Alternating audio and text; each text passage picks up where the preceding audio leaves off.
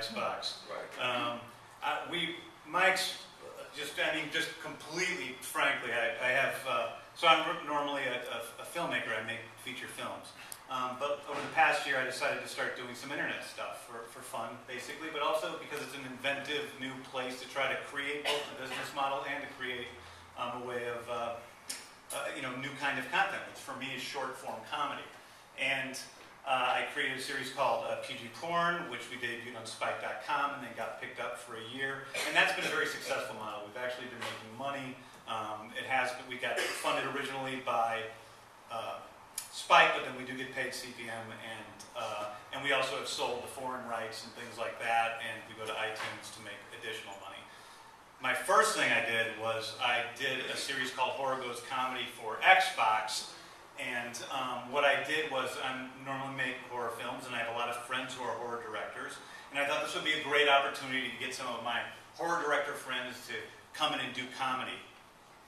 And so we created Horror Goes Comedy. We did comedy shorts by horror directors for Xbox. And as things started, and this is way before you guys, and we had to fight. I mean, just every single thing was a fight. And one of the big things that was a fight was it was very important to us from the beginning that the creators owned the content. And Xbox at first didn't want to do that, but we kept saying it, and finally they agreed to it. But we did this, and it ended up being very difficult because once what Xbox Live said was okay and giving the horror directors freedom, and these are guys that are worth tens of millions, James Wan, who directed Saw, the guy's worth probably $50, $60 million. He's doing something with a budget of $10,000. He's doing it for fun. And they came in and they just cut everything up. And they kept cutting, and then he would go back and cut. And he kept cutting, and he was told originally he would have complete freedom.